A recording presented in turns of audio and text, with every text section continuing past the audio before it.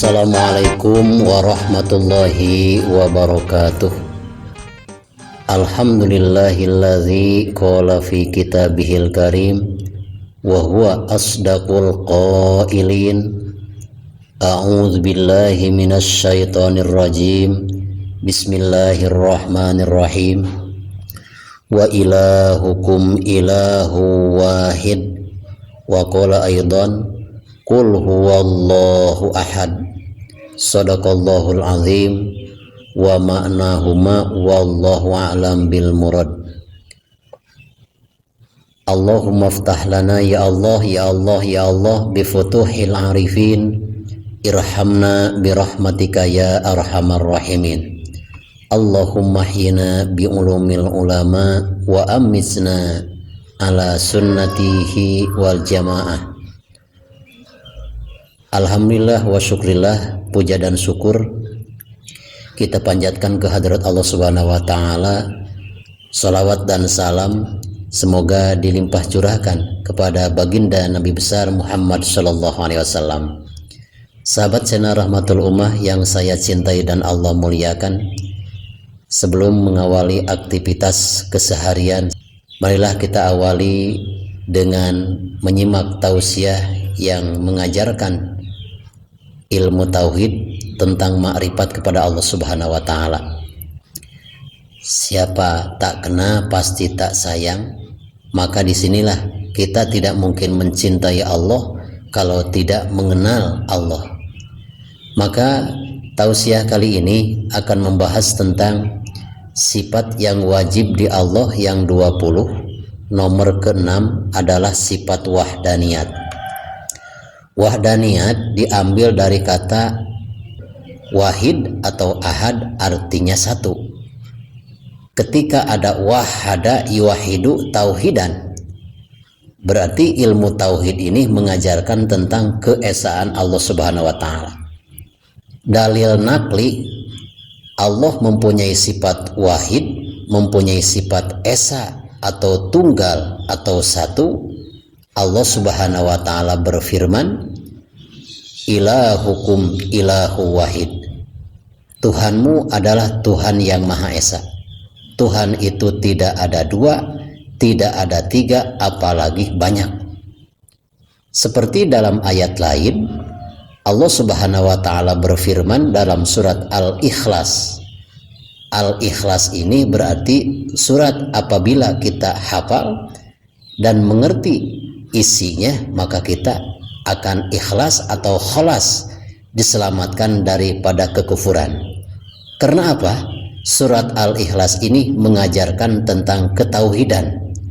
Agar kita lebih makrifat kepada Allah Subhanahu wa taala, silahkan diteliti, silahkan disimak isi kandungan surat Al-Ikhlas. Sebab asbab nuzul atau asal mula turunnya surat Al-Ikhlas ketika baginda Rasulullah SAW didatangi oleh sekelompok orang-orang kafir Mekah, menanyakan, wahai Muhammad, Tuhanmu itu ada berapa? Kami saja mempunyai Tuhan yang banyak. Banyak sesuatu keperluan kami tidak dikabulkan. Pertanyaan kedua, apakah Tuhanmu dari emas atau dari perak? Sebab Tuhan kami yang kami sembah adalah dari emas dan perak, bahkan ada yang dari batu dan ada dari kayu. Untuk menjawab hal ini, malaikat Jibril alaihissalam langsung membawa wahyu dari Allah Subhanahu wa taala untuk menjawab pertanyaan yang dilontarkan oleh kafir Mekah kepada baginda Rasulullah SAW. Maka di sini adalah kul, katakanlah kepada mereka untuk menjawab pertanyaannya. Allahu ahad, Allah itu Maha Esa, Allah itu satu, Allah itu tunggal. Maka dalam surat Al-Ikhlas ayat yang pertama menjadi dalil nakli daripada sifat wahdaniyat. Sedangkan di ayat yang kedua, Allahus Somad, Allah tempat bergantung semua makhluk. Allah itu yang dibutuhkan oleh semua makhluk. Ini ada hubungannya dengan sifat nomor 5, yaitu sifat qiyamu binafsi. Allah tidak butuh makhluk, tapi Allahus Samad, Allah yang dibutuhkan oleh semua makhluk. Lalu dalam ayat selanjutnya, ayat ketiga, lam yalid wa lam yulad, di ayat ketiga ini dalil sifat mukhalafatul lil hawadisi. Allah itu tidak beranak, berarti statusnya bukan ibu dan bukan ayah. Walam yulad, dan Allah itu tidak dilahirkan, berarti statusnya bukan anak. Di ayat yang keempat juga masih menjadi dalil dari sifat mukhalafatul lil hawadisi. Walam yakullahu kufuwan ahad, tidak ada satupun yang setara dengan dia. Maksudnya setara, tidak ada yang menyamai. Jadi surat Al-Ikhlas ayat pertama dalil sifat wahdaniyat, yang kedua dalil sifat qiyamuhu binafsi, dan ayat ketiga dan keempat ini dalil nakli daripada sifat mukhalafatul lil hawadisi. Sahabat channel Rahmatul Ummah yang saya cintai dan Allah muliakan, seperti dalam kitab Tijan, wajiblah berkeyakinan bahwa kita wajib mengesahkan Allah, wajib mempunyai Tuhan itu satu. Karena apa? Dalil ayat Qur'annya jelas sekali, seperti yang telah saya ketemukan tadi.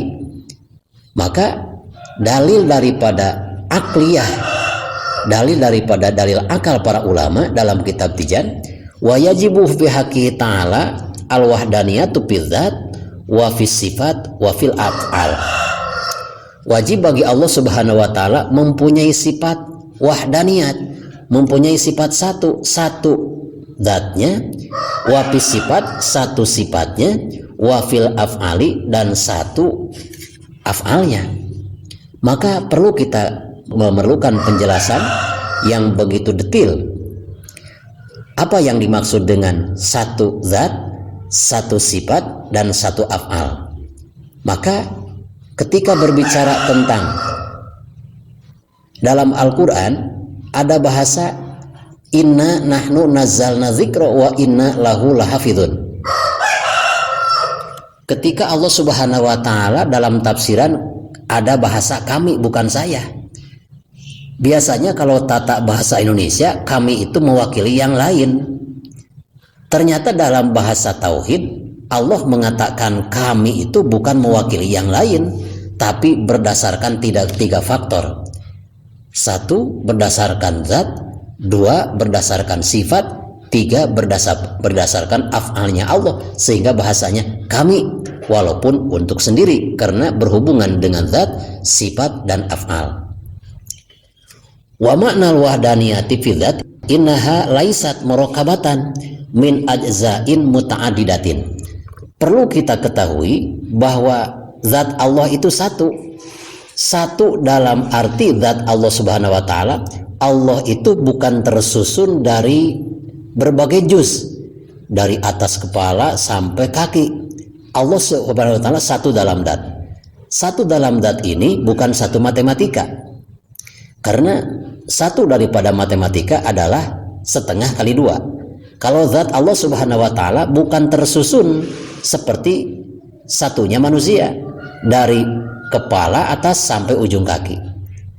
Wa ma'nal wahdaniyati bis sifat, dan adapun makna daripada sifat wahdaniyat bis sifat annahu laisa sifatani fa aksaro min jinsin wahidin kaqudrataini. Nah, selanjutnya walaisa li ghairihi sifatun tusyabihu sifatahu ta'ala. Lalu sifat Allah itu satu. Tapi mengapa kita mengatakan di awal-awal bahasan ilmu tauhid sifat yang wajib di Allah itu ada 20? Tapi dalam arti makna daripada sifat wahdaniyat bis sifat, Allah itu mempunyai satu sifat. Artinya begini contohnya. Sifat Allah itu satu. Jangan ada bahasa sesuatu yang kecil bisa dilihat oleh Allah, apalagi yang besar. Ketika kita mengatakan demikian, itu sangatlah salah. Karena sifat Allah itu satu, serba sempurna, serba maha. Wa ma'nal wahdaniyati fil af'al annahu laisa li ghairihi fi'lun minal af'al. Lalu yang ketiga, makna wahdaniyat fil af'al, satu dalam af'alnya Allah, pekerjaannya Allah, berarti segala sesuatu itu tidak ada takfak, tidak ada pengaruh, tidak ada taksir, hanyalah satu kehendak Allah Subhanahu wa Ta'ala. Mana contohnya? Bahwa pekerjaan makhluk itu tidak ada efek samping kepada yang lainnya. Sebagai contoh, ketika Nabi Ismail akan disembelih oleh Nabi Ibrahim alaihi salam, itu goloknya atau pisaunya sangat tajam. Tapi mengapa setajam golok Nabi Ibrahim tidak mampu memutuskan leher daripada baginda Nabi Ismail alaihissalam? Karena memang golok tersebut tidak punya af'al, tidak punya pekerjaan. Yang punya af'al hanyalah Allah Subhanahu wa Ta'ala. Sahabat channel Rahmatul Ummah yang saya cintai dan Allah muliakan, jadi ketika kita membahas tentang ilmu tauhid, nomor ke-6 sifat wajib di Allah adalah sifat wahdaniyat. Ada bidzat, artinya Allah itu satu dalam zat, berarti Allah tidak tersusun dari atas ke bawah seperti manusia. Wahdaniyat bis sifat, berarti sifat Allah itu satu, tidak ada yang menyerupai dari sifat-sifatnya Allah. Allah itu serba maha. Ketika bicara tentang masalah wahdaniyat, kita tidak terlepas juga dalam wahdaniyat dari wahdaniyat bil af'al. Apa dalil akliyah Allah Subhanahu wa Ta'ala mempunyai sifat wahdaniyat? Wa dalilu ala dzalik annahu law kana muta'addidan lam yujad syai'un min hadhil makhluqat. Seandainya Allah itu ada dua atau lebih, maka tidak akan kita temukan atau tidak akan ada satu pun makhluk di dunia ini. Karena apa? Kalau dua pemerintah tidak mungkin kemauannya sama. Begitupun seandainya ada Tuhan 3, 4 atau 5, maka makhluk ini tidak akan ada. Yang satu ingin menciptakan, yang satu ingin merusak. Sangatlah bertentangan. Maka Islam itu wajib berkeyakinan bahwa Allah itu adalah Maha Esa, Allah itu satu. Jadi sifat yang wajib di Allah nomor 6 adalah sifat wahdaniyat. Lawan daripada wahdaniyat adalah at-ta'adud, lebih daripada satu. Sahabat channel Rahmatul Ummah yang saya cintai dan Allah muliakan, mudah-mudahan tausiah yang membahas tentang sifat wahdaniyatnya Allah Subhanahu wa Ta'ala bisa bermanfaat, khususnya bagi saya dan umumnya bagi kita sekalian. Khudh ma sofa wada ma kadar billahi fi sabilil haq. Wassalamualaikum warahmatullahi wabarakatuh.